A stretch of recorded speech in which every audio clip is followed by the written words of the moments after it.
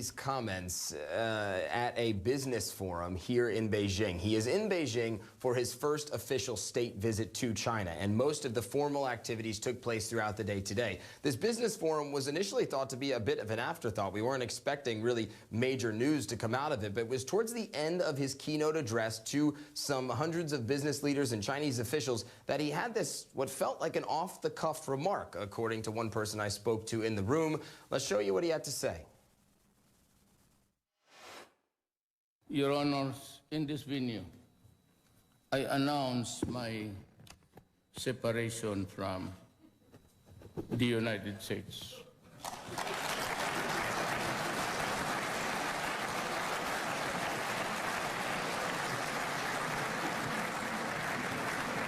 Both in military,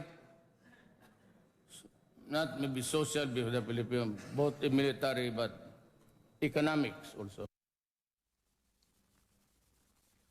And so let's talk about why that's important here. The Philippines and the United States have been mutual defense treaty allies for decades. The Philippines is one of, if not the strongest ally, historically speaking, for the United States in the South China Sea area in Southeast Asia. So if there was a separation, as the president suggested, that would mean a couple of things. One, that would mean that treaty would go out the window. So if any country attacked the Philippines, the United States would not be obligated to come to its defense, and vice versa. Secondly, any U.S. military presence in the Philippines, if this true separation was enacted, that military presence would have to go away. And that has huge implications in the South China Sea, where you have these regional powers and, frankly, big global powers like China and the United States really jockeying for position in one of the world's areas that has the most tensions. And so it really, really is incredibly impactful in terms of the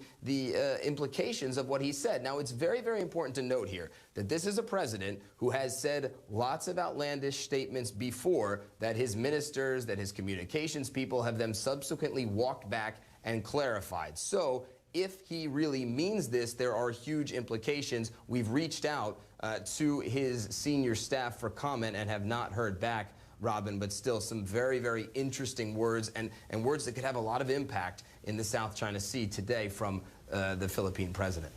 Yes, certainly. I mean, it's an astonishing pivot in many ways from a geopolitical point of view. The impact, as you say, could be far-reaching also. I mean, President Obama staked his presidency on this so-called Asian pivot. So what next, particularly reaction back home in the Philippines?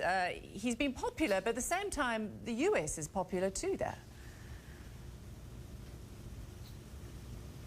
It's absolutely right. It's a very interesting dichotomy in that sense. On the one hand, President Duterte has approval ratings up into the 80s, the mid-80s somewhere, but the Philippines is really, year after year, is one of the countries that, when surveyed, has some of the highest favorable ratings of the United States. And what you've seen here from President Duterte is an incredibly swift pivot in his foreign policy, one from the United States now gearing more towards China. Did he go and put in the work on the ground to get the opinion of the Filipino people before doing this kind of thing? And is he, when he returns back to the Philippines from Beijing, going to face some sort of popular backlash from his citizens back home? That remains to be seen at this point, but a very interesting point you bring up there. They have a very popular president who does not agree with the decisions or the feelings of the United States that many of his countrymen have.